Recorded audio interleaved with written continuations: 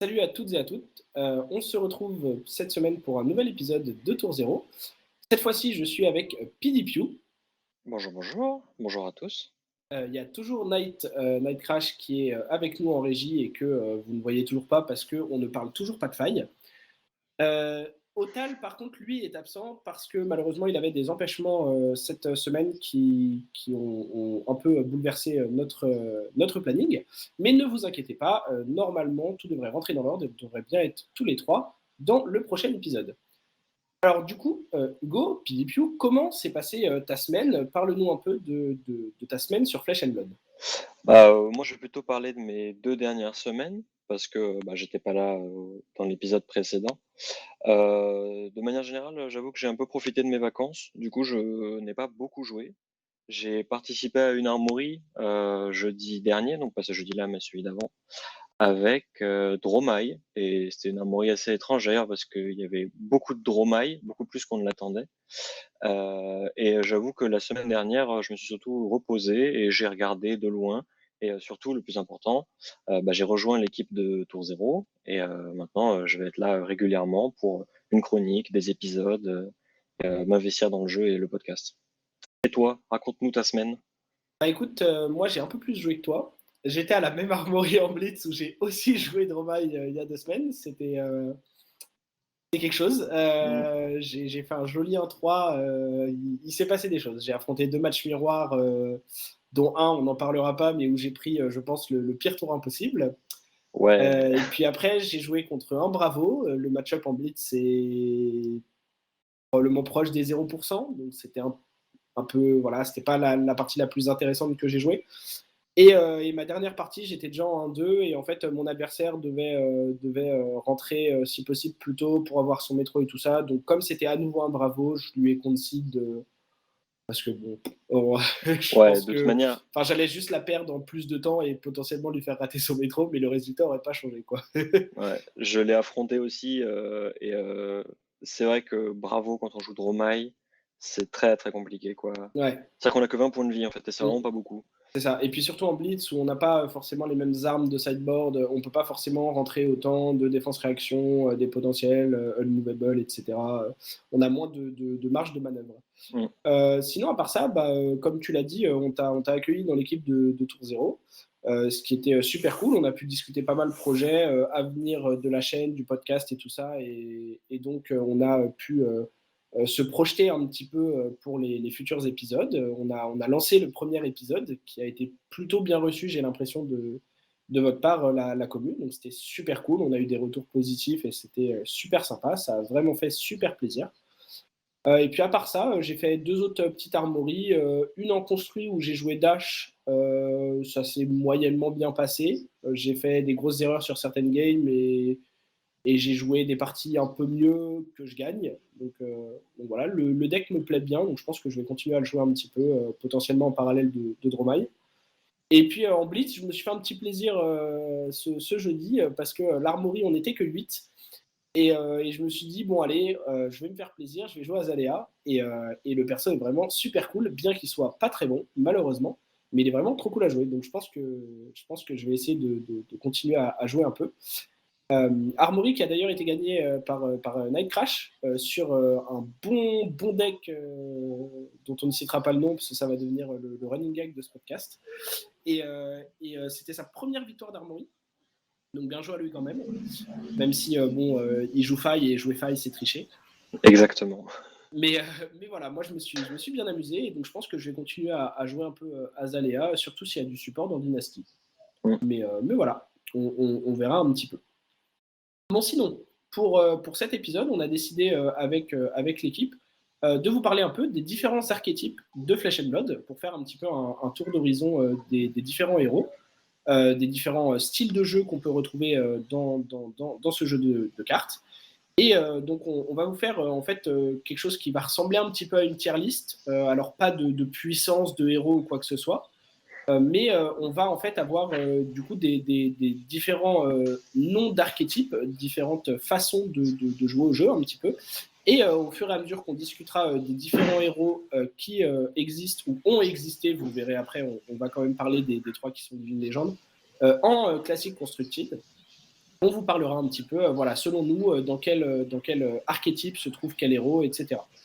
Et du coup, pour ça, je vais te laisser la parole, PDQ, et je vais te laisser un peu nous expliquer, nous faire un petit tour des différents archétypes qu'il y a selon nous dans le jeu, et de nous faire une petite définition de chacun. Alors déjà, je pense que le plus important quand on parle d'un archétype, c'est de mettre les mots sur ce qu'est un archétype exactement. Du coup, on considère qu'un archétype, ça va être plus une façon de jouer que vraiment un ensemble de cartes qui définissent son deck.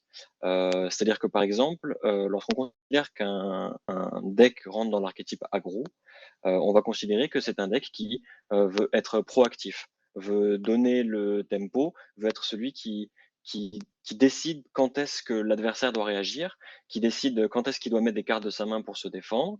À l'inverse, un deck contrôle va plutôt être un deck réactif, qui va attendre de voir comment est-ce que son adversaire avance ses pions pour y réagir d'une manière ou d'une autre. Du coup, quand on parle d'un archétype, en fait, on va parler d'une façon qu'a un héros d'interagir avec les autres. Ça va nous permettre, par exemple, de créer ce qu'on appelle l'archétype adaptatif, qui en fait correspond à des héros qui ont la possibilité de changer de façon de jouer en fonction de leur adversaire. Et du coup, quand on parle d'archétype, c'est beaucoup plus subtil que ça pourrait l'être, par exemple, dans Magic ou dans Yu-Gi-Oh!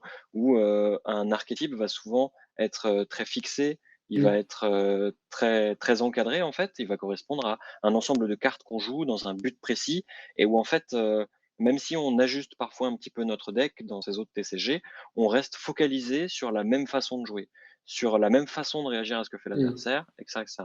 Alors qu'à Flesh and Blood, on a la possibilité, et c'est ce qui d'ailleurs ajoute de la profondeur au jeu, de s'adapter à son adversaire, de s'adapter vraiment en profondeur, puisque Mm. chaque carte qu'on va avoir dans notre deck, on peut en modifier son utilité. Du coup, en réfléchissant avec l'équipe, on s'est dit qu'il y avait 5 archétypes majeurs, enfin 5 façons différentes de jouer, dans lesquelles on pouvait mettre à peu près tous les héros du jeu. La plus basique, si on peut dire ça, quoique ce soit pas complètement vrai, c'est les decks aggro.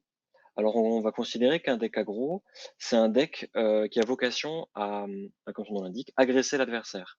Le but, c'est de lui présenter un maximum de dégâts le plus vite possible. Le but, c'est de le prendre de court, de le forcer à dépenser des ressources quand il en a pas envie, de mettre des cartes de sa main pour bloquer quand il veut pas.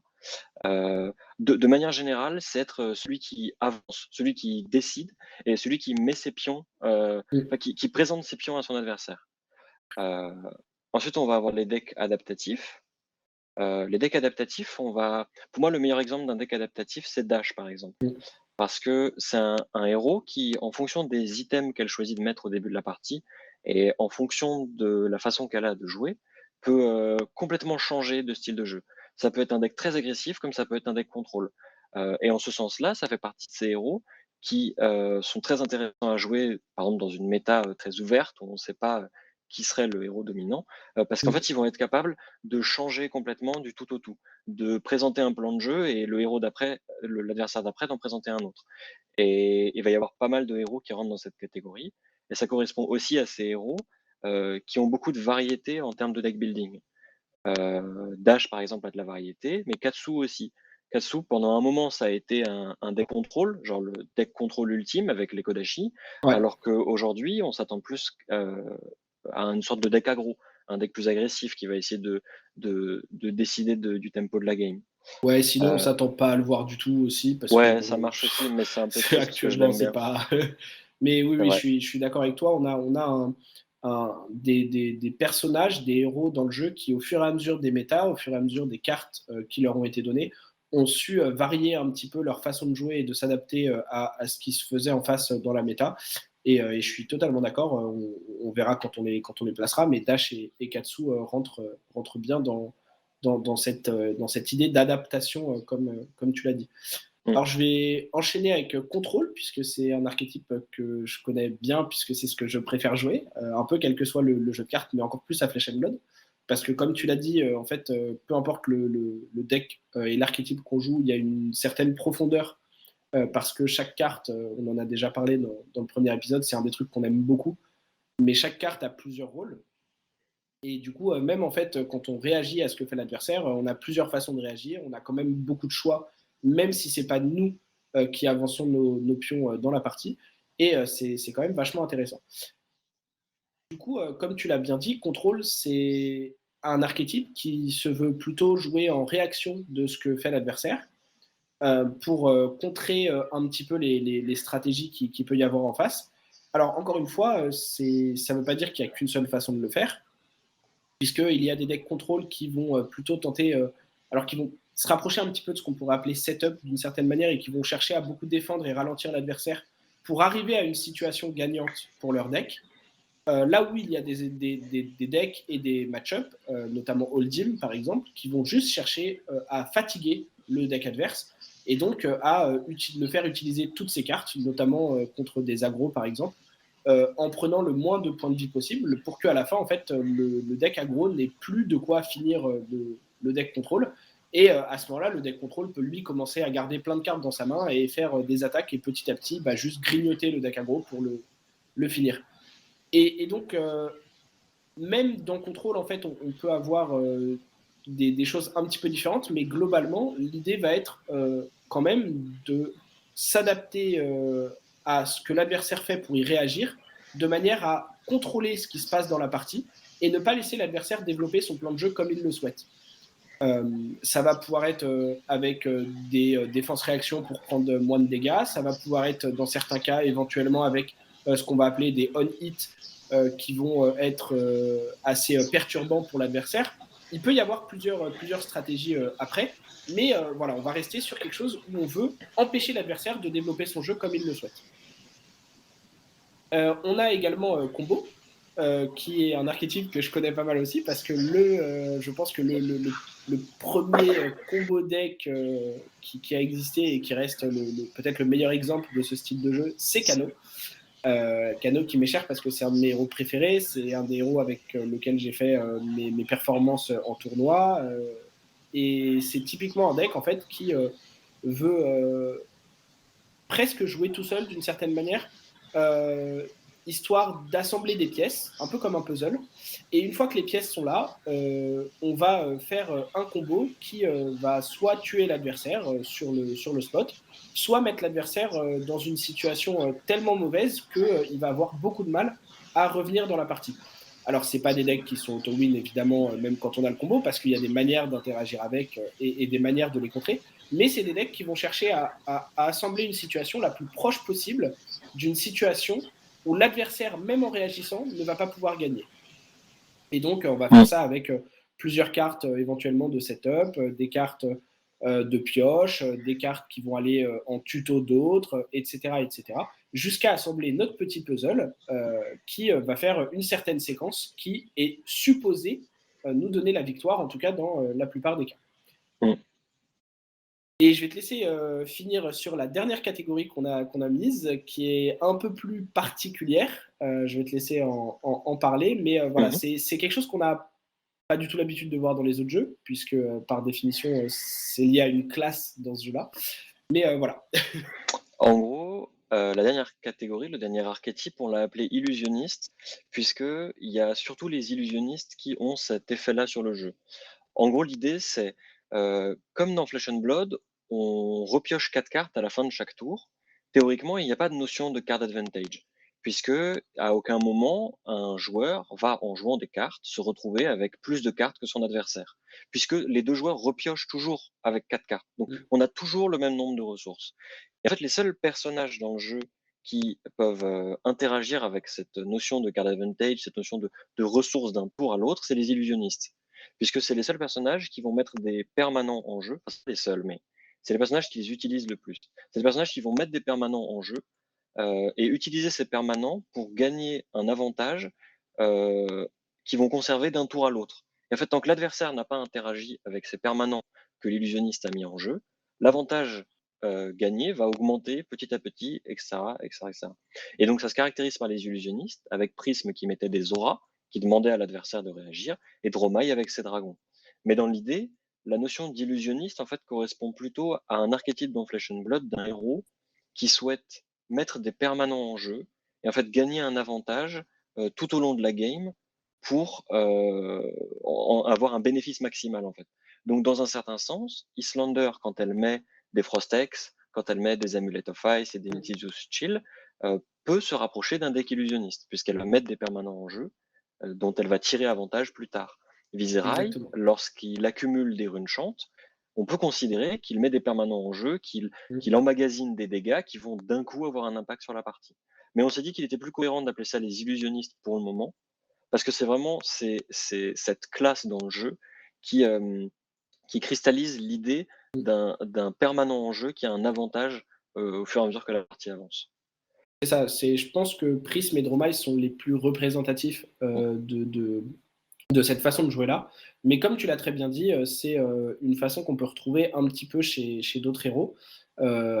Alors, des fois, ça va être juste être un tour dans la partie et des fois, ça va être plus souvent. Dash, par exemple, avec ses items, peut rejoindre un petit peu cet archétype-là également. Et en fait, comme tu l'as bien dit, on se retrouve dans un setup où on veut juste jouer des cartes qui restent pour nous faire de la value plus tard, pour en fait avoir plus que les 4 cartes qu'on a en main pour Mm. jouer. Mm.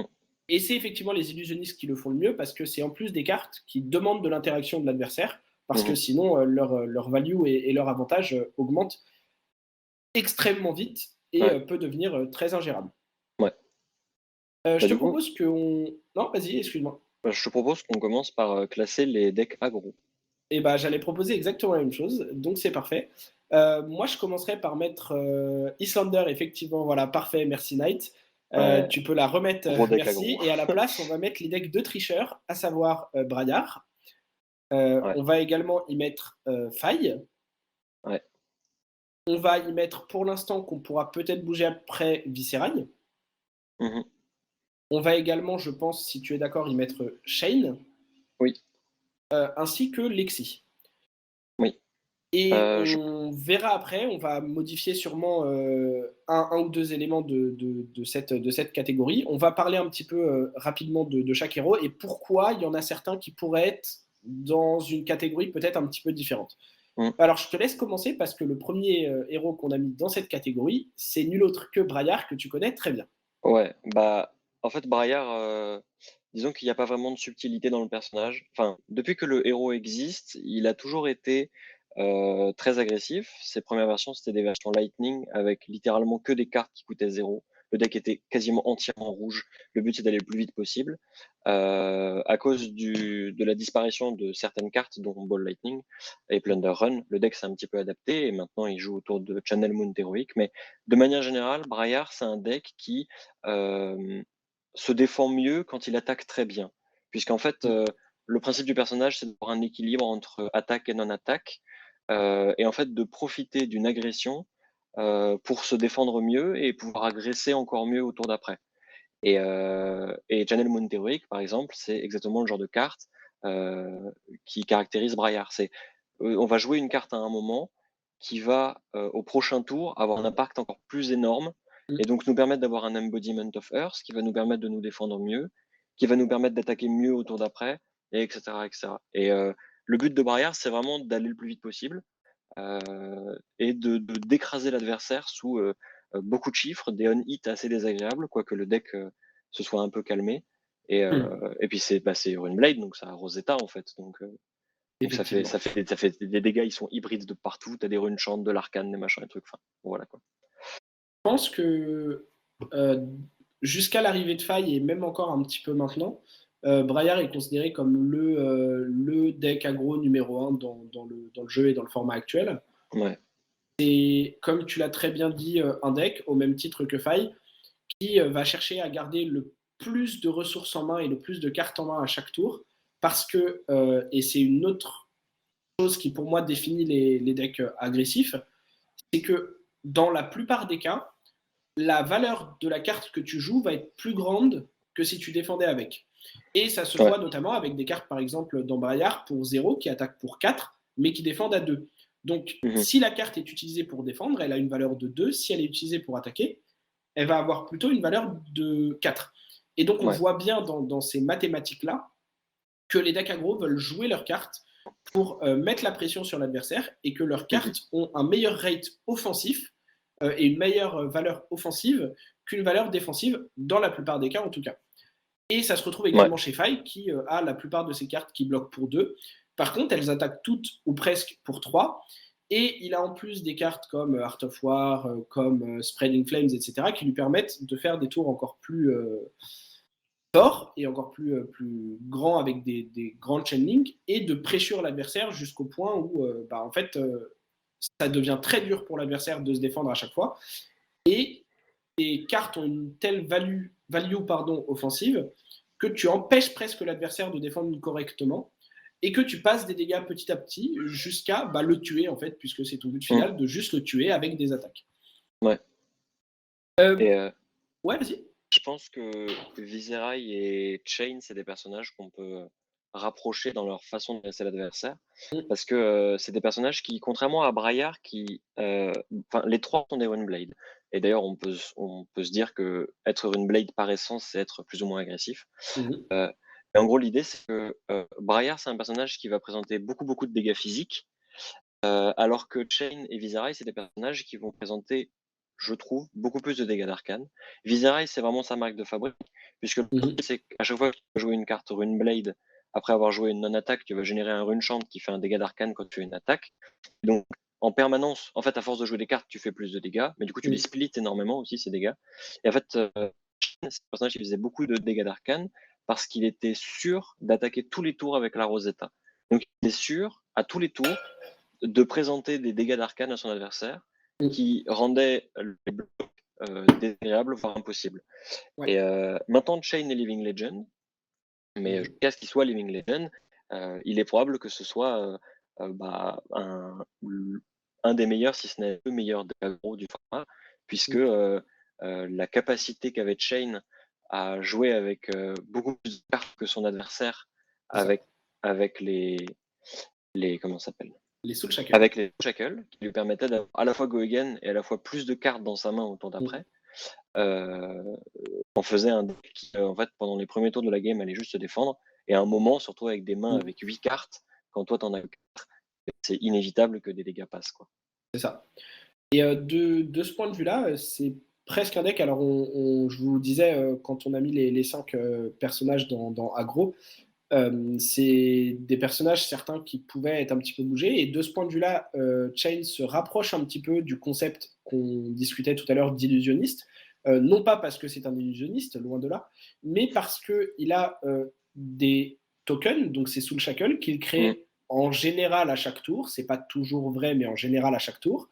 Et qui, petit à petit, plus la partie dure, plus ces Soul Shackles vont lui créer un avantage que le héros en face n'aura pas, et qui vont faire qu'il y a une certaine inévitabilité, quelque part, puisque, comme tu l'as si bien dit, en fait, quand on a 4 cartes jouables de la baniche plus 4 cartes en main, en fait, on joue d'une certaine manière avec 8 cartes, là où Mm. l'adversaire est cantonné à ces 4 cartes dans sa main, Mhm. et on se retrouve à juste avoir plus d'options et plus de possibilités.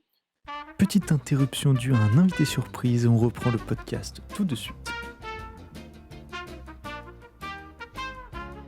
C'est sûr que les Runeblades, comme tu le disais tout à l'heure, Hugo, c'est des personnages qui, par nature, avec leurs dégâts hybrides, avec leurs cartes qui sont souvent meilleures dans leur valeur offensive que défensive, Mhm. sont des decks qui veulent agresser, qui veulent être les agresseurs dans la partie. Et bien que Chain ou Viserai, dans certaines versions, aient cet avantage sur le board, comme peuvent l'avoir l'archétype qu'on a appelé illusionniste, ça va être quand même dans leur nature profonde des decks qui veulent être les agresseurs, qui veulent choisir le tempo de la game et qui veulent jouer leurs cartes pour faire des dégâts à l'adversaire et ne pas laisser à l'adversaire toute la possibilité, comme il le souhaite, de jouer ses cartes et de jouer son jeu. Le dernier deck qu'on a mis dans agressif, Mm. c'est Lexi. Lexi, c'est un personnage que j'ai un petit peu joué, qu'on voit un peu en France parce qu'il y a plusieurs bons joueurs qui la jouent, qui est aussi connu à l'international pour notamment la joueuse Yuki Lee Bender qui est très très très très forte dessus. Mm. Et c'est un deck qu'on a décidé de mettre dans agressif parce que dans ces versions, que ce soit la version un petit peu combo, la version Ice, la version Lightning, il y a toujours un élément commun à ces 3-4 versions qui peuvent tourner du deck, qui est que le héros ne veut pas utiliser des cartes de sa main pour se défendre, puisque ces cartes défendent très mal, et qu'à la place, elle préfère les garder pour être offensive et pour agresser l'adversaire, et encore une fois, pour avoir le tempo dans la game et choisir comment se passe la partie. Alors là où c'est un petit peu différent, je ne sais pas ce que toi t'en penses, PDPU, c'est qu'il y a cet aspect qu'on peut retrouver dans les decks contrôle avec Lexi, notamment parce que c'est un héros Ice qui va mettre des Frostbite, qui va taxer l'adversaire. Et donc, en plus de cette agression que le deck veut faire, qui ne va souvent pas être du niveau de celle d'un Runeblade ou d'un Ninja par exemple, il y a cet aspect taxe qu'on retrouve et qui serait plus proche dans la définition des archétypes qu'on a pu donner d'un deck contrôle qui souhaite empêcher l'adversaire de jouer son jeu correctement. Bah, pour moi, la différence majeure entre Lexi et les autres decks contrôle qu'on va classer plus tard comme Oldhim ou comme Islander, qui utilisent des outils similaires avec les cartes Ice, c'est que Lexi dépense énormément de cartes. C'est qu'en fait, pour interagir avec tes ressources, pour interagir avec tes cartes en main, avec la possibilité de jouer ton tour correctement, elle va dépenser énormément de cartes, puisqu'elle va jouer ses flèches, elle va les tirer, alors que Oldhim, c'est un personnage qui, avec son marteau, sacralise quelques cartes qu'il joue, en fait, va dépenser beaucoup moins de cartes pour t'empêcher d'avancer dans ton plan de jeu. Et en fait, pour moi, ce qui caractérise un deck contrôle, c'est surtout sa capacité à retenir ses ressources, à être capable, tout au long de la partie, de présenter une quantité de dégâts fixe et stable, tout en dépensant pas de cartes. Et c'est même le principe d'une arme, en fait. Et c'est à ça d'ailleurs qu'on peut différencier certains héros. C'est lorsqu'un héros a une arme qui lui permet d'infliger des dégâts de manière théoriquement infinie tant qu'il a des cartes à pitcher, c'est un héros qui peut être joué de manière plus défensive. Évidemment, les gardiens, c'est l'exemple parfait. Anotos qui dit pitch 2 cartes pour infliger 6 points de dégâts. Théoriquement, tant qu'on a 2 bleus dans le deck, ou une bleue, une rouge, et qu'elles coûtent la bonne quantité de ressources, on peut faire ça à l'infini. On peut le faire ça jusqu'à ce qu'on tue l'adversaire, en fait. Et alors que Lexi, elle peut pas faire ça. Parce que Lexi, elle a un arc, mais qui n'inflige aucun dégât. Et en fait, ses sources de dégâts, c'est exclusivement les flèches qu'elle va pouvoir tirer depuis son arsenal. Et c'est pour ça d'ailleurs que Azalea, je considère que c'est aussi d'une certaine manière un deck aggro. Mais on pourra la classer plus tard. Non, je peux être d'accord avec ça. Je ne l'avais pas cité au départ parce que pour moi, c'est très dur de la classer pour une raison simple. C'est que de mon point de vue, le héros étant considéré comme aussi faible, et on le voit tellement peu en tournoi que c'est un petit peu dur de dire le héros est supposé se jouer de cette manière. Je vais te donner un petit exemple pour appuyer ça. C'est que par exemple, et je ne dis pas du tout que je suis le meilleur joueur du monde, très loin de là, mais j'ai tendance à jouer Azalea en blitz notamment comme un héros assez mid-range, voire défensif, en utilisant beaucoup de défense-réaction et en jouant en bloquant avec 2 cartes, des fois 3, et en utilisant l'avantage que Death Dealer me donne en piochant une carte à chaque tour pour quand même présenter une attaque par tour avec une flèche. Le fait est que je ne considère pas un gameplay et les listes que je joue d'Azalea comme des listes agressives. Cela étant dit, les quelques rares listes qui ont pu perfer de Azalea sont des listes très différentes qui visent plutôt à faire soit une grosse flèche par tour, du Gothol, soit de faire 2 ou 3 attaques par tour avec des Ravenous Rabble, des Enlightened Strike, et du coup à être des decks qui sont à viser plus aggro. Donc je pense qu'on peut la mettre en aggro, ça ne me choque pas.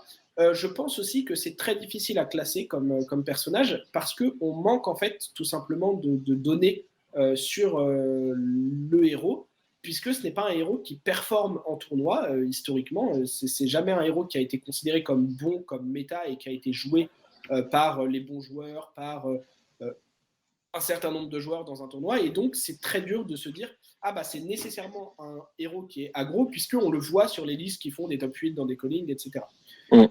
Mais je pense que Knight, tu peux le mettre pour notre petite tier list visuelle dans aggro pour le moment parce que effectivement, je vois pas nécessairement dans quelle autre catégorie et archétype on pourrait mettre Azalea à ce stade. Ouais, je suis d'accord. Ce que je propose, c'est qu'on passe au contrôle, puisqu'il est fort probable que la catégorie adaptatif, en fait, ce soit une catégorie qu'on fasse à la fin. En fait, on se rend compte que des héros, en fait, peuvent avoir un plan de jeu adaptatif et donc se retrouvent dans cette catégorie. Du coup, les contrôles. Alors les contrôles, je pense qu'on peut mettre le personnage contrôle par excellence qui est Oldhim. Mhm. Alors non, pas Lévia. Lévia, c'est un peu comme Azalea, ça va être compliqué à classer. Je pense qu'on peut mettre déjà ce personnage-là dans Control.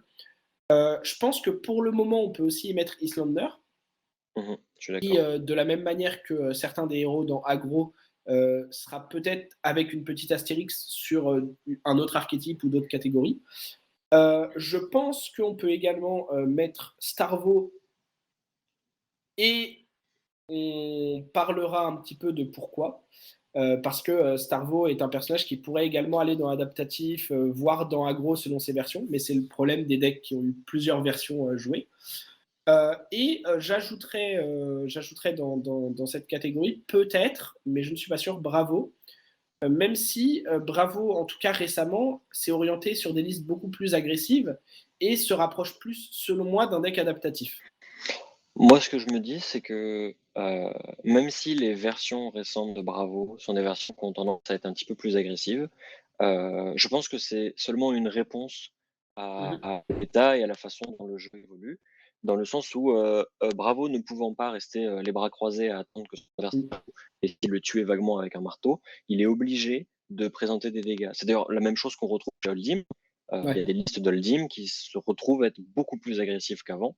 Et d'ailleurs, je pense que ce mouvement a été initié justement par Starvo, oui, puisque c'était un gardien qui était capable de présenter une quantité de dégâts assez phénoménale en très peu de temps, et surtout une quantité de dégâts avec lesquels on avait du mal à interagir. Que quasiment tous les attaques avaient mm, dominate.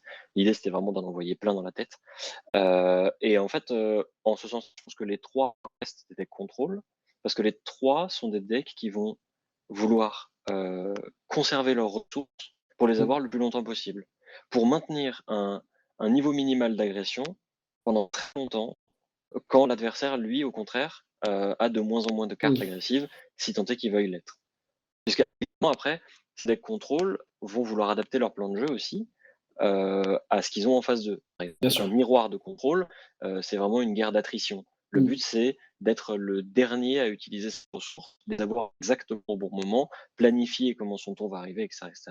mm, Et à l'inverse, dès que les decks contrôle sont censés interagir avec les decks qui mettent du board, ils vont avoir beaucoup de mal, parce qu'ils mm. ont beaucoup, beaucoup de difficultés à interagir avec ces éléments-là. Ouais. Alors, je pense que j'ajouterais peut-être un élément qui est en lien avec ce qu'on a pu dire un peu plus tôt dans le podcast. C'est que même si Bravo ou Starvo sont des decks qui maintenant se veulent. Enfin, Starvo avant, puisqu'il est Living Legend au même titre que Chain. Mhm. Mais quand il était joué, en tout cas au départ, c'était un deck qui se voulait plus agressif dans la gestion de ses tours. Et Bravo, c'est un petit peu le même cas maintenant également, comme réponse notamment au Ninja Faille dans la méta actuelle. Là où ça se diffère selon moi des decks agressifs, c'est qu'on reste. En fait, ce qui les rend plus agressifs, c'est le fait qu'ils vont vouloir prendre des dégâts pour jouer des cartes. Alors, ça, certes, c'est un pattern des decks aggro, mais leurs cartes ne sont pas nécessairement des cartes qui ont un rate et une valeur offensive plus grande que leur valeur défensive Mhm. dans la Oui. plupart des cas. Et Mhm. en fait, là où il joue des cartes, c'est plus que pour mettre des dégâts, alors Star Wars un petit peu différent, mais surtout Bravo, c'est plutôt pour mettre des on-hit qui vont empêcher l'adversaire de dérouler son plan de jeu correctement. Et c'est ce qu'on disait tout à l'heure avec Lexi et ce qu'on disait un peu plus tôt aussi dans la façon de contrôler la partie. Ça peut être en étant très défensif et en prenant le moins de dégâts possible, mais ça peut être aussi en gardant toute sa main pour envoyer un Crippling Crush Dominate qui va faire perdre des cartes au deck agressif en face. Et même si on a pris des dégâts, en fait, on va lui proposer des dégâts. Et en plus de ça, on va l'empêcher d'interagir avec ses dégâts et on va l'empêcher de jouer son plan de jeu au tour suivant parce qu'on va lui piquer des ressources. Et je pense que c'est ça principalement qui va définir les decks contrôle, comme on le disait, même ceux qui veulent être plus dans de la proactivité. Et j'appellerais plus ça de la proactivité que de l'agression au final, Ouais. puisque on reste sur des cartes qui n'ont pas le meilleur rate offensif. Et quand tu vois que pour faire un Crippling Crush, par exemple, alors sans parler d'un Seismic Surge que tu peux avoir eu au tour d'avant, il faut que tu gardes 4 cartes pour mettre Mhm. 11 dégâts. Ces 4 cartes, normalement, dans ton deck, ont toutes 3 de valeur de défense. Donc tu perds un point de valeur. Et donc on voit bien qu'en fait, ta valeur défensive est globalement meilleure que ta valeur offensive. Mhm. Sauf que tu vas ajouter des on-hits qui vont être pertinents pour empêcher le plan de jeu adverse. Et c'est là où on va se retrouver dans la catégorie contrôle, même en étant proactif. Je pense qu'on peut maintenant, sauf si tu as des choses à rajouter sur les Non, je suis contrôles, d'accord avec toi. on peut passer dans la catégorie combo.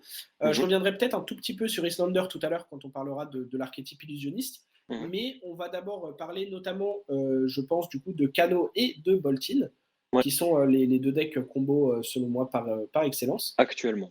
Actuellement, du moins, actuellement, je suis d'accord.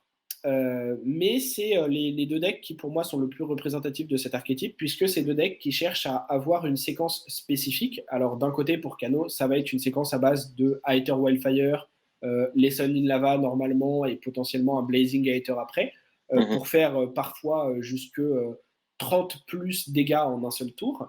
mhm. Là où Boltin, ça va être d'avoir une, deux, voire trois, dans le meilleur des scénarios, Lumina Ascension, une carte qui permette de charger pour déclencher leurs effets, et ensuite d'attaquer plein de fois pendant le tour avec ses épées, les Cintari Saber, Ouais, grâce à une carte qui s'appelle Courage of Bladehold, si je ne dis pas de ouais, bêtises, je crois c'est que c'est ça. ça le nom, qui permet de ne pas dépenser de ressources pour attaquer avec ses épées ce tour. Et en fait, il fait beaucoup d'attaques qui sont boostées pendant le tour si elles sont défendues par une attaque-action de la part de l'adversaire, à qui on peut donner Go Again grâce à la capacité de Boltin, où on a pu accumuler des ressources dans la soupe de Boltin pendant toute la partie. Et on essaye de faire, en général, pareil, plus de 30 dégâts d'un coup, avec en plus un gain de points de vie. Et c'est là où on disait que ça ne tue pas nécessairement, mais normalement, c'est censé mettre dans une position où l'adversaire ne peut plus revenir parce que l'écart de points de vie est trop grand et que donc on peut maintenant décider de garder sa main à tous les tours puisqu'on a trop de points de vie. Et l'adversaire ne va pas pouvoir le faire parce que lui en a trop peu. Mhm. Et Et, donc pour moi, c'est et les, ça voilà, c'est les se, deux archétypes et ça se de héros. ressent vraiment à fond contre Boltin, où vraiment c'est un personnage qui souvent va lancer sa combo quand il a moins de points de vie que son adversaire, et se retrouver à la fin de sa combo avec plus de points de vie que son Ouais, adversaire, et son adversaire a mis toute sa main pour bloquer, et il a quand même pris beaucoup trop de dégâts, et en fait à partir de là, Boltin, il doit juste aligner quelques étoiles, trouver les bonnes attaques au bon moment, et il est à peu ouais, près sûr de tuer son adversaire. c'est ça. Il gagne une pression et un tempo qui est assez folle, Mm. mais ce qui est normal parce que ça demande beaucoup de cartes et beaucoup d'investissement pour le héros de lancer ce puzzle qu'est sa combo. Je pense qu'on n'a pas forcément besoin de parler beaucoup plus longtemps parce que combo, c'est un archétype globalement en plus dans les jeux de cartes qui est assez connu. Hein, le Ceci nom indique étant, bien ce que c'est. Ceci étant, il est intéressant de parler de Viserai dans la catégorie combo, puisque Mm. en fait, on a mis Viserai dans la catégorie aggro en ce moment, parce que avec l'absence de Blotchy Skeletta, qui est un des torses Runeblade qui est légal en construit, en fait, Viserai avait la possibilité de faire un truc qui semblerait très très fort à une combo, en ayant énormément de runes chantes, en utilisant Blotchy Skeletta et son Arcanix pour faire un tour énorme avec des quantités de dégâts absurdes et beaucoup Mm. trop d'attaques sur la chaîne. Mais comme c'est plus possible, on peut plus vraiment considérer que c'est un deck combo. Mais ce qui est intéressant, c'est de noter qu'un deck aggro peut aussi avoir cet aspect-là. Et en fait, ça met en lumière cette idée que à Flesh and Blood, quand bien même on aurait choisi de mettre un héros dans un archétype et de dire, Mm. bah voilà, on Je suis considère d'accord. que tel héros, c'est telle façon de jouer, il faut absolument pas s'arrêter à ça. Puisque je pense qu'il y a des héros qu'on peut jouer différemment, on peut Mm. toujours adapter un deck, on peut toujours lui faire des choses différentes. Et Je suis Viscera, je d'accord. pense, il pouvait faire cette espèce de grosse combo contre les gardiens. D'ailleurs, c'était son plan de jeu. Mm. Puisqu'en fait, il allait faire tellement de choses en un seul tour que même si l'adversaire mettait toute sa main pour bloquer, il laissait quand même passer une vingtaine de points de dégâts, et Ouais, c'était beaucoup trop. Ça ressemble à ce que veut faire Kano et ça ressemble à ce que veut faire Boltin. C'est faire c'est ça. tellement de choses en un seul tour qu'en fait, tu as beau mettre toute ta main pour te défendre, il se passe quand même des choses et tu prends quand même des dégâts. Là, tu empêches d'une certaine manière à l'adversaire. En fait, tu proposes quelque chose qui est tellement fort que l'adversaire n'a pas d'autre choix que d'interagir avec, mais d'interagir mal et de Mmh, quand même prendre beaucoup de dégâts ou mmh, de quand même perdre beaucoup de tempo.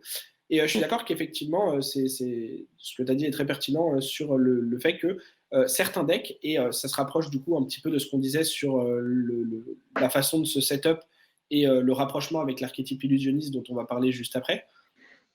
Parce que ces héros-là qui ont une capacité à stocker de l'avantage, que ce soit des dégâts avec les runes chantes, que ce soit du card advantage avec la banish de Chain, etc., etc.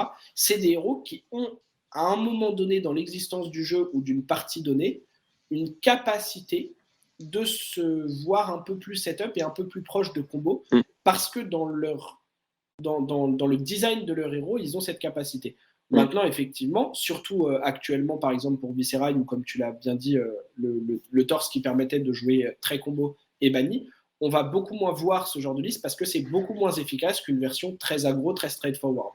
Mais ça ne veut pas dire que ça n'existe pas dans l'absolu, dans le jeu et pour certains de ces héros. Alors, comme on l'a dit, je te propose qu'on mette Dromai et Prism dans l'archétype illusionniste. Et après, il nous restera 5 héros à classer. On verra un petit peu ce qu'on en fait. Comme on l'a dit, Dromai et Prism, c'est des héros, comme tu l'as très bien expliqué tout à l'heure, qui ont des cartes qui restent sur le board, en fait. Que ce soit les dragons chez Dromai principalement, et principalement les auras chez Prism. Et c'est des cartes qui, une fois qu'elles sont sur le board, non seulement elles restent, mais en plus elles font des choses à chaque tour. C'est-à-dire que par exemple, contrairement aux runes chantes, et c'est là où il y a une différenciation également, c'est que les runes chantes, une fois qu'on les lance, ils font quelque chose quand ils sont utilisés, et ils ne font plus rien après puisqu'ils disparaissent.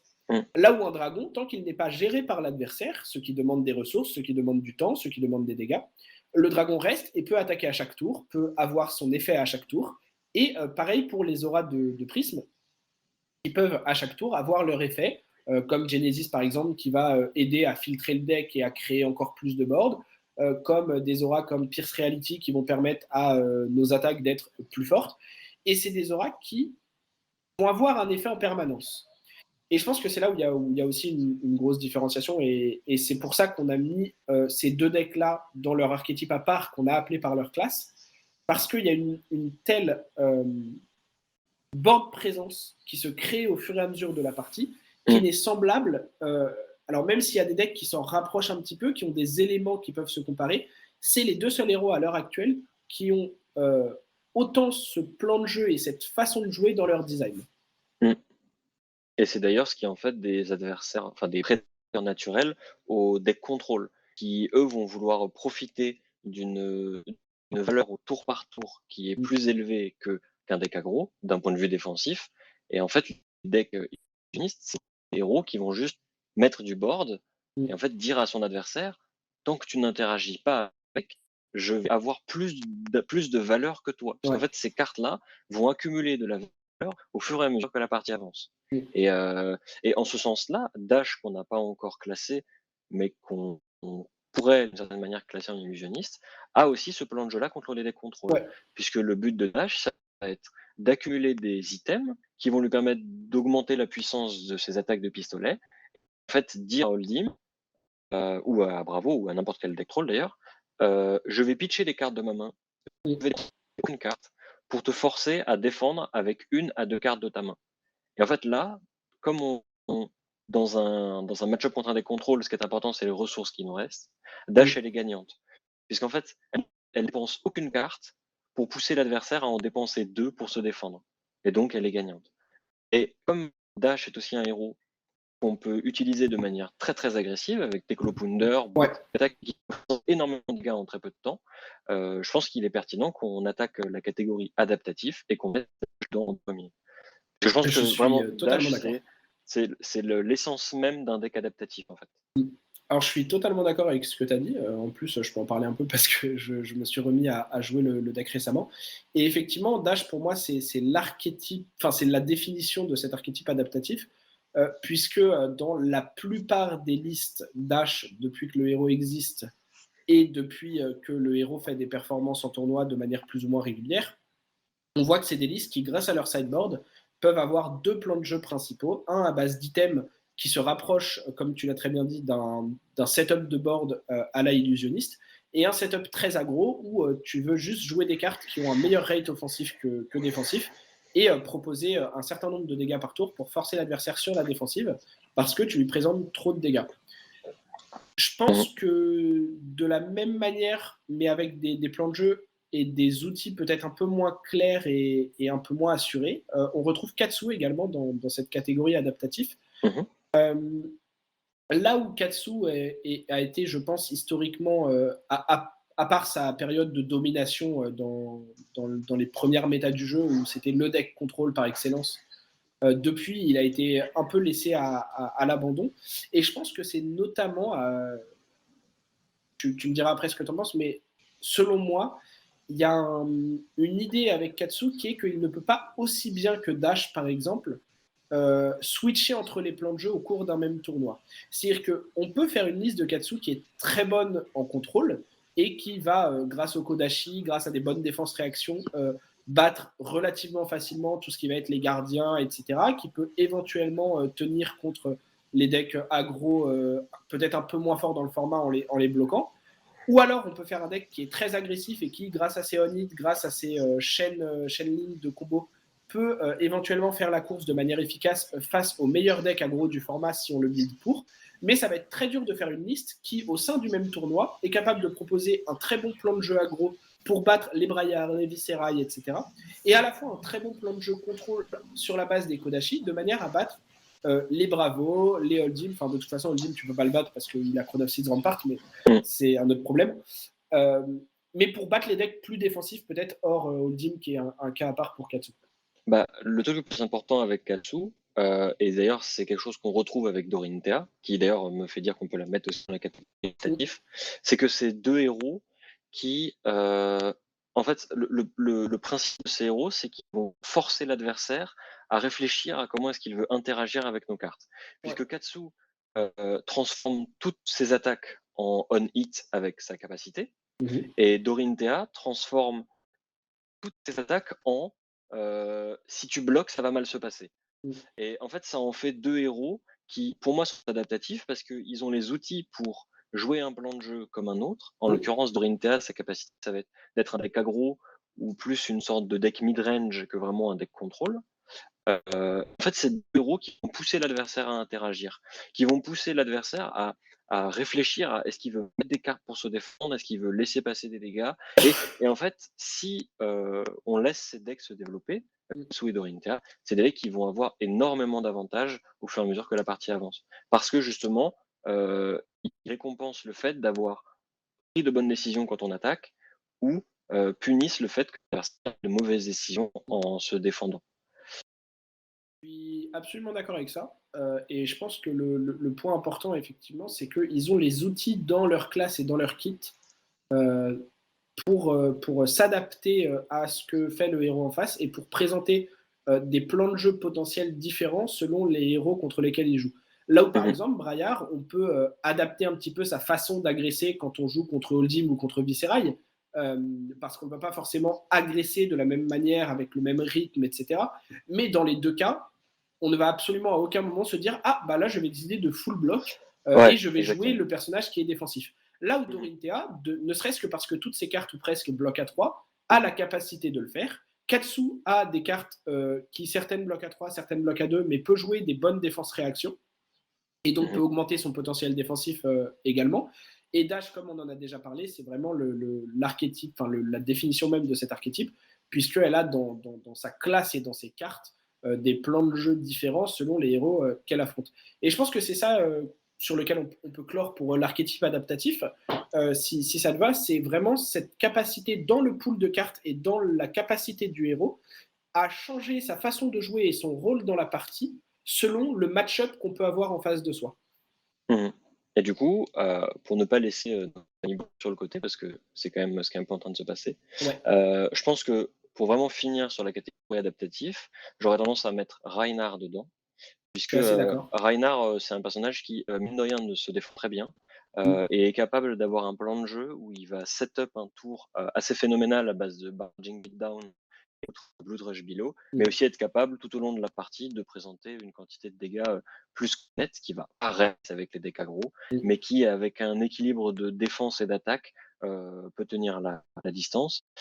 Et alors Lévia, Moi personnellement, je la mettrais dans la catégorie aggro, parce que je considère que c'est un héros qui a besoin de jouer des cartes pour ne pas mourir, et Mhm. donc en ce sens-là, va valoriser la valeur offensive de ses cartes, Mhm. au détriment de leur valeur défensive. Déjà, pas mal de cartes, mine de rien, Lévia ne bloque pas. Et ensuite, surtout, c'est un héros qui ne veut pas bloquer, puisque Lévia qui bloque, c'est Lévia qui meurt, en fait. Oui. Donc je la mettrais dans la catégorie aggro. Ça me va très bien. Après, j'ajouterais juste pour finir que Lévia, pour moi, c'est un petit peu au même titre qu'Azalea, un Ouais, on personnage manque de données. qui est dur à classer parce qu'elle est très peu présente dans les tournois et donc c'est dur Mhm. de se dire ah bah c'est vraiment cette façon-là la meilleure de la jouer, etc.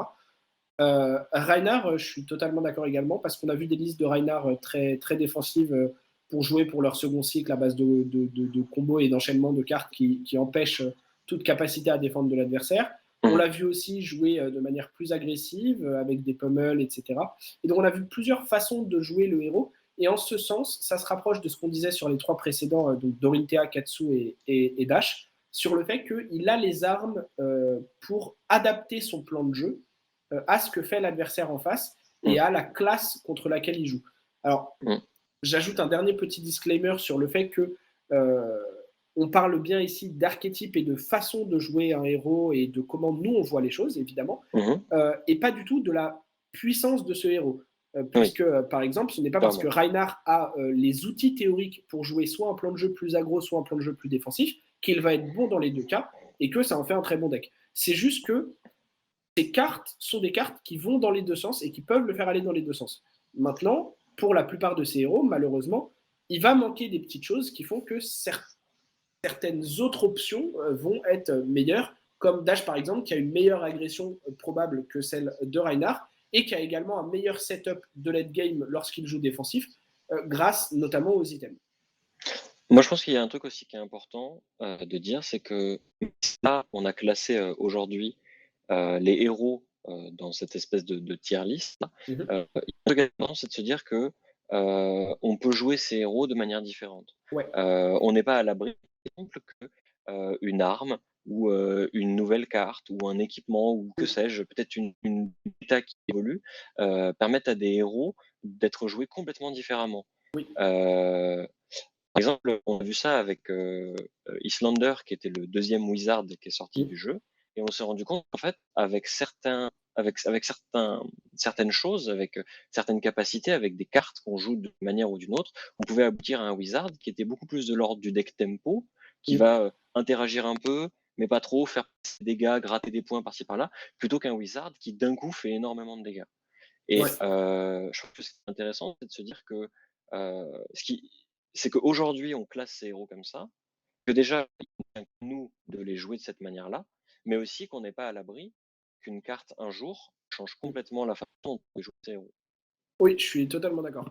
Et encore une fois, de la même manière que les tier lists de puissance d'un héros, ça vaut petit 1 à un instant T et petit 2 selon notre avis qui n'engage que nous et qui Mmh. n'est absolument pas une vérité universelle. Si vous n'êtes pas d'accord avec certains de nos choix, n'hésitez pas à nous le dire en commentaire d'ailleurs. Mmh. Euh, on vous lira et on réagira. Nous, c'est notre avis et c'est ce que nous, on voit du jeu et de notre perception des héros, mais ce n'est absolument pas les seules possibilités. Du coup, ce qui est bien, c'est que comme on parle d'une façon différente de voir les choses, ce que je vous Mm. propose, c'est qu'on passe à la chronique.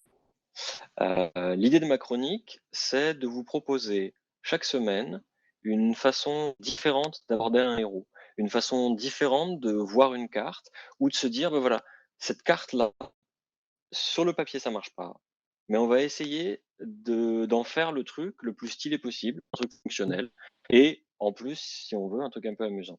Du coup, cette semaine, avec Croissant, on a décidé de travailler un peu sur une liste de Lexi en Blitz. Il faut savoir d'ailleurs que quasiment toutes les listes qu'on vous proposera seront en Blitz, puisque Mm. l'idée c'est que comme c'est un format qui est un petit peu plus permissif en termes de deck building, en termes de possibilités, parce qu'il y a plus de héros, plus de façons différentes de jouer. C'est aussi un format qui est plus accessible. Mm. L'idée, c'est de vous proposer des petits decks que vous pourriez prendre à l'armory de la semaine, kiffer avec, et si le deck vous intéresse, que vous puissiez aller encore plus loin, essayer de faire Mm. mieux, de l'ajuster, puisque évidemment, j'ai monté la liste avec Croissant entre hier et aujourd'hui, mais cette liste-là est loin d'être parfaite. Mm. Elle a ouais, c'est ça. Elle a une idée, elle a un plan de jeu, mais ça va être à vous d'adapter ensuite. Mm. Et d'ailleurs, si vous avez des idées, des façons qu'on pourrait avoir de la modifier, n'hésitez pas à l'indiquer dans les commentaires. En gros, le but de cette liste, ça va être d'utiliser Death Dealer pour acquérir de la consistance. Ça va être, en fait, comme c'est un art qui nous permet de piocher une carte à chaque fois qu'on va mettre une flèche en arsenal, il va nous permettre comment dire, de régler un des principaux problèmes des rangers, qui est que malgré le fait qu'ils aient des ratios assez équilibrés, il leur arrive souvent d'avoir des mains qui marchent pas. Et donc, Death Dealer va permettre d'écraser un petit peu plus cette irrégularité en piochant des cartes plus souvent. L'autre carte clé du deck, c'est Charmers, c'est un équipement, c'est des gants qui vont permettre à certaines de nos flèches, ça va nous permettre de dupliquer l'effet de certaines de nos flèches. Et donc l'idée du deck, ça va être de jouer des flèches Ice dont l'effet Onyx peut être dupliqué par Shock Charmers. Et le meilleur exemple, par exemple, c'est Ice Vein. Pardon. Puisque en gros, l'idée de Chilling Ice Vein, c'est que Fuse, à chaque fois qu'une de nos attaques va toucher ce tour-ci, on va pouvoir forcer l'adversaire à ajouter une carte à moins qu'il paye 1. Et en Alors, fait, je c'est mets un juste, effet. excuse-moi, parce que tu as dit à chaque fois qu'une attaque touche ce tour-ci, et du coup, pour justement bien mettre les termes, je me permets de te couper, parce que c'est à chaque fois qu'une attaque met des dégâts. Et c'est ça qui va faire, d'ailleurs, comme tu vas l'expliquer, que ça fonctionne avec les cartes comme Shock Charmers. Ouais. En gros, l'idée, c'est que on tirait des très grosses flèches avec des effets Onyx assez désagréables, comme ce Chilling Ice Vein, et parfois, c'est-à-dire Chilling Ice Vein ou Blizzard Bolt, les dupliquer avec l'effet de Shock Charmers.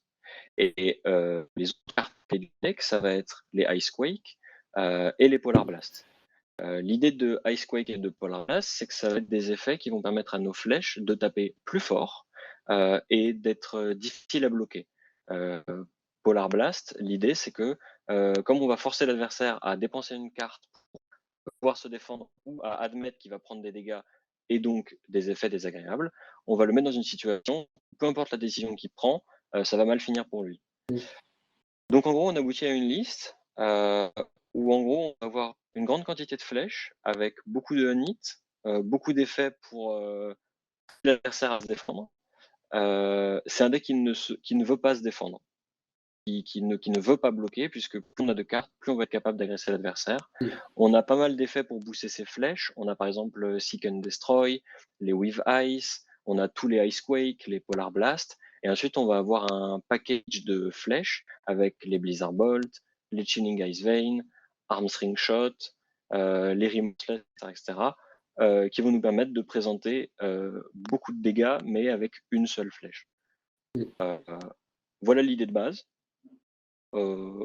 Si vous avez des suggestions à faire, des améliorations à proposer, si vous voyez des cartes qui marchent pas, ou qu'à l'inverse vous avez essayé le deck et vous êtes en mode mais ça marche pas du tout, il faut tout changer, eh ben faites-le. Vraiment, n'hésitez pas. Le but de cette chronique, c'est de vous proposer justement une idée nouvelle, une façon un petit peu différente d'aborder un héros et de faire des choses.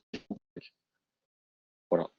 Ouais, exactement. Je pense que l'idée, c'est effectivement d'ouvrir des portes avec cette chronique, d'ouvrir des portes sur des options. Comme tu l'as très bien dit, la plupart du temps, ce sera en blitz parce que c'est aussi, même si c'est un format qui se veut compétitif de la part de LSS, la plupart pour le moment des gros callings, etc., qu'on a vus n'en avaient pas. Ou pas nécessairement. Et donc, c'est un format qui reste dans la tête de la plupart des gens peut-être plus tranquille, plus fun, et qui donc se prête peut-être plus à jouer des choses hors méta ou des choses un petit peu nouvelles. Et je pense qu'une liste comme ça est très intéressante parce que ça sort un peu du format classique de Lexi qui se jouait Ice, mais avec le Voltaire et qui se joue très wide, à vouloir faire 2 attaques, voire 3 par tour, avec du setup, etc. Et là, on veut juste vraiment chercher à faire du Gothol. Et voilà, je pense que ça peut être une liste très sympa. Moi, je pense que je t'emprunterai des Shock Charmers pour la tester potentiellement quand j'aurai fait le tour de l'Azalea. C'est comme PDPU l'a dit, n'hésitez pas à faire vos changements, à nous les donner en commentaire. On vous mettra la decklist le lien de la decklist en commentaire pour que vous ayez accès et que vous puissiez la tester après chez vous en armory, etc. Et voilà, n'hésitez pas à nous dire s'il y a des choses que vous pensez peut-être plus pertinentes ou moins pertinentes. Voilà. Et du coup, on va pouvoir passer à la règle où je te laisse la parole. Voilà. Alors, comme on a fait la semaine dernière, et comme vous allez le comprendre, ça va être ma chronique récurrente dans ce podcast de Tour Zéro. Ça va être le point règle. Et aujourd'hui, on va avoir une interaction que je trouve assez intéressante, puisqu'en plus, elle a été changée après la sortie de Pricing pour fonctionner selon ce que les développeurs souhaitaient. Et c'est l'interaction entre Eraseface et notamment Brand with Cinderclaw.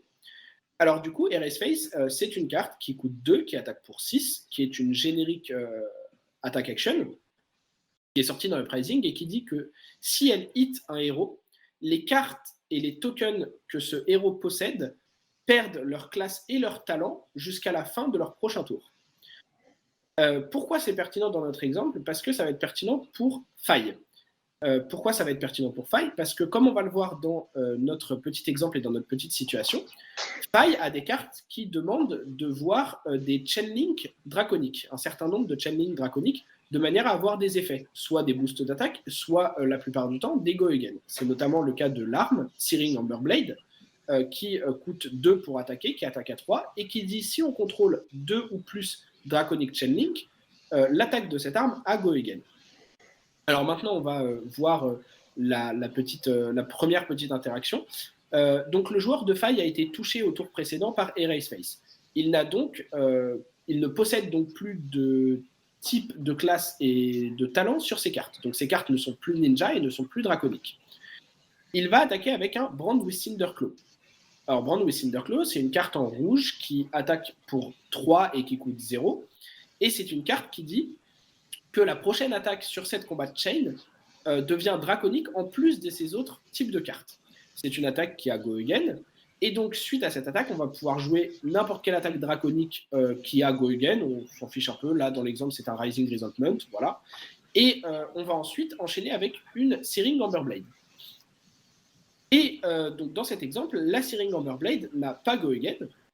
Pourquoi? Parce que le Brand with Cinderclaw n'est plus une Draconic Ninja Action Attack. Donc ce n'est juste une attaque action. Par contre, le Brand with Cinderclaw donne à l'attaque suivante le type draconique. Mais la Searing Amberblade elle-même n'est plus Draconic Ninja également, et donc lorsqu'on attaque avec, on ne voit qu'un seul draconique sur notre chain link, l'attaque qui la précède. Alors pourquoi ça fonctionne de cette manière? Parce qu'au début c'était pas le cas. On a tendance à se dire Eraseface ça enlève tous les types de cartes, donc Brand with Cinderclaw ça dit draconique, mais en fait il peut pas être draconique puisque Eraseface ça dit non. Alors la réalité c'est que y a eu un changement et qu'en fait on enlève d'abord tout ce qu'on doit enlever. Donc on enlève à l'attaque suivante le fait qu'elle soit draconique et qu'elle soit ninja, puis on ajoute les effets, les buffs, les types de cartes, etc. après en avoir potentiellement enlevé. Donc en fait, la carte prend l'effet de Eraseface et n'est plus ni draconique ni ninja, mais le fait de jouer Brand with Cinderclaw lui redonne le type draconique qu'elle peut en fait gagner, puisqu'elle l'a perdu, mais Eraseface ne dit pas qu'elle ne peut plus le gagner. Néanmoins, dans cet exemple, la Searing Amberblade étant elle non plus draconique, elle n'aura pas go again puisqu'on contrôlera bien un seul chainlink draconique qui est la deuxième attaque.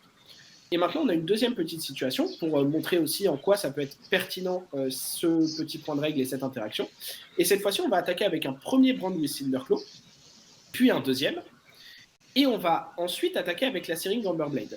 Et là, qu'est-ce que ça change? Et bien, ça change que du coup, le premier Brand with Cinderclaw n'est pas draconique, puisqu'il a perdu son type de classe et de talent à cause d'Eraseface. Le deuxième devient draconique grâce au premier Brand with Cinderclaw, et la Searing Amberblade devient draconique également grâce au second Brand with Cinderclaw. On contrôle maintenant 2 Draconic Chainlink, le second Brand with Cinderclaw ainsi que la Searing Amberblade, et donc la Searing Amberblade a go again. Voilà. C'était le petit point règle. J'espère que l'interaction vous a plu. J'essaye, comme ce sera le cas toutes les semaines, de trouver des interactions qui me paraissent soit pertinentes, soit intéressantes, voire même drôles. et que je peux vous présenter à vous, la communauté, pour vous expliquer peut-être certains fonctionnements de cartes qui peuvent être moins évidents au départ. Voilà, n'hésitez pas à nous dire en commentaire ce que vous en avez pensé, si c'était assez clair, si vous avez des points de règle que vous voulez que j'adresse dans cette petite chronique, je le ferai avec plaisir. Et je vais maintenant redonner la parole à PDPU pour la chronique sur le point Living Legend, qui malheureusement, comme Otal n'est pas là, ne sera pas faite par Otal cette semaine, mais qui va vous être présentée par nul autre que PDPU.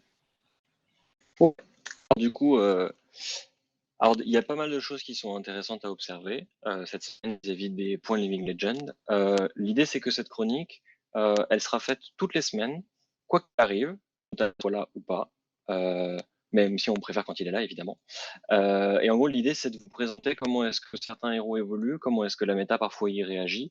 Et en l'occurrence, on va revenir sur la de nationaux qui a eu lieu du coup, la semaine dernière, qui a donné la bagatelle de 80 points à Oldim.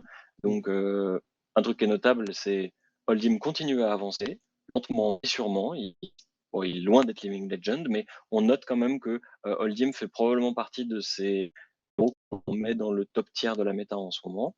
Braillard a encore gagné des points, et donc sera encore et toujours du Living Legend, et on s'attend d'ailleurs à ce que ce week-end-là, où ont lieu pas mal de nationaux dans le monde, notamment des nationaux importants comme les États-Unis ou la Pologne, on s'attend à voir des braillards ou peut-être à l'avoir gagné dans d'autres pays.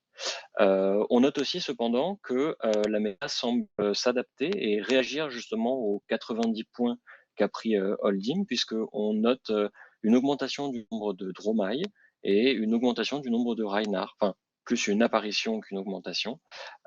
Et d'ailleurs, on a regardé rapidement, on note aussi une apparition de failles avec des Kodashi, qui est censé contrecarrer Oldim, mais surtout, le plus important, beaucoup de Dromai.